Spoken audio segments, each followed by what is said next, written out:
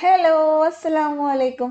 ഇന്ന് ഞാൻ കടല വെച്ച് ചെയ്യാൻ പറ്റുന്ന ഒരു ഈസി ആയിട്ടുള്ള എന്നാൽ നല്ല ടേസ്റ്റി ആയിട്ടുള്ള ഒരു സ്നാക്കിൻ്റെ റെസിപ്പി ആയിട്ടാണ് വന്നിട്ടുള്ളത്. ചായക്കടയിലൊക്കെ കിട്ടുന്ന ചിക്കൻ ബോണ്ട ഉണ്ടല്ലോ, അപ്പോൾ അതിൻ്റെ ആ ഒരു ടേസ്റ്റ് വരുന്ന ഒരു സ്നാക്കാണ്. അപ്പോൾ എല്ലാവരും ട്രൈ ചെയ്ത് നോക്കാം. നമുക്കിതെങ്ങനെ ചെയ്യുന്നതെന്ന് നോക്കാം. അതിന് മുമ്പായിട്ട് ചാനൽ ഫസ്റ്റ് ടൈം കാണുന്നവരുണ്ടെങ്കിൽ ഒന്ന് സബ്സ്ക്രൈബ് ചെയ്യുക. അപ്പോൾ നമുക്ക് ലേറ്റ് ആക്കാണ്ട് വീഡിയോയിലോട്ട് പോവാം. അപ്പോൾ ഇത് ഉണ്ടാക്കാനായിട്ട് ഞാനിവിടെ ഒരു അരക്കപ്പ് കടല എടുത്തിട്ടുണ്ട്. വേവിച്ചതിന് ശേഷമുള്ള അളവാണ് അരക്കപ്പ്. അത് നന്നായിട്ട് നമ്മൾ ഒരു 8 മണിക്കൂറോളം കുതിർത്തി വെച്ച് ഒരു 5-8 വിസിലൊക്കെ അടുപ്പിച്ച് വേവിച്ച് വെച്ചിട്ടുള്ളതാണ്. ഒന്ന് സോഫ്റ്റ് ആവുന്നത് വരെ ഒന്ന് വേവിച്ചെടുത്താൽ മതി. എന്നിട്ട് ഇത് ഞാനൊരു മിക്സിൻ്റെ ജാറിലിട്ടിട്ട് അത് ചെറുതായിട്ടൊന്ന് ക്രഷ് ചെയ്തെടുക്കുന്നുണ്ട്. ഒരുപാട് അരച്ചെടുക്കേണ്ട, എന്നാലും കടല അല്ലാത്ത പരുവത്തിലൊന്ന് പൊടിച്ചെടുക്കുക. അപ്പോൾ അത്രയും ചെയ്താൽ മതി, വെള്ളമൊന്നും ചേർക്കണ്ട. അതവിടെ മാറ്റി വെക്കുക. ഇനി നമുക്ക് മസാല ഉണ്ടാക്കണം. അതിനുവേണ്ടി ഞാൻ ഇവിടെ 1 ടേബിൾ സ്പൂണോളം സൺഫ്ലവർ ഓയിൽ ഒഴിച്ചിട്ടുണ്ട്. അതിലേക്ക് കുറച്ച് കറിവേപ്പിലയും അതേപോലെ തന്നെ ഒരു സവാളയും കൂടി ചേർത്തിട്ട് ഒന്ന് വഴറ്റിയെടുക്കുക. ഒത്തിരി സവാളയൊന്നും വേണ്ട, നമുക്ക് ഒരെണ്ണം തന്നെ ധാരാളമാണ് ഇത് ചെയ്യാനായിട്ട്. പിന്നെ ഇതിലേക്ക് ഞാൻ ഒരു പച്ചമുളക് ചേർക്കുന്നുണ്ട്.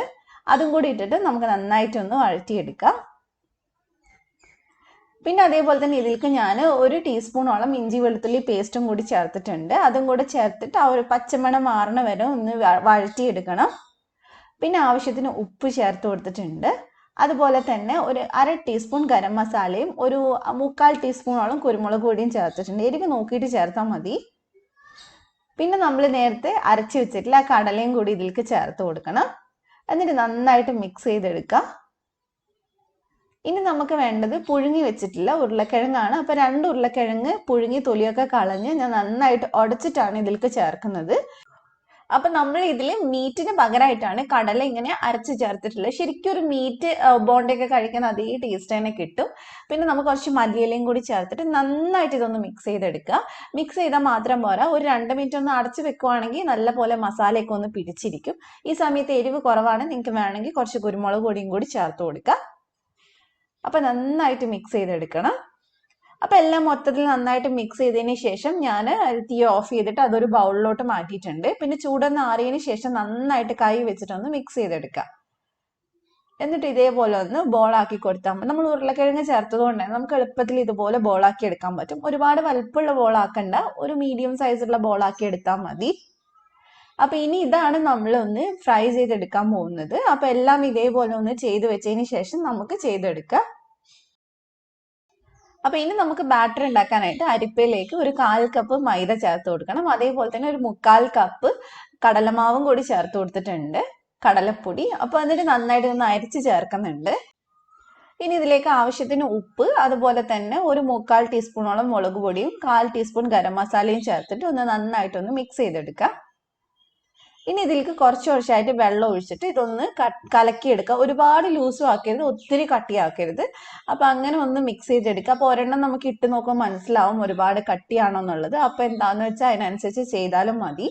അപ്പം നന്നായിട്ട് മിക്സ് ചെയ്തിട്ട് ഏകദേശം ഈ ഒരു കൺസിസ്റ്റൻസിയിൽ വേണം നമ്മൾ ചെയ്യാനായിട്ട്. ഇനി നമുക്ക് എണ്ണ ചൂടാവാൻ വെച്ചതിന് ശേഷം ഓരോ ബോൾസ് ഇതിലിട്ടിട്ട് ഇതേപോലെ ഒന്ന് മുക്കിയിട്ട് എടുത്താൽ മതി.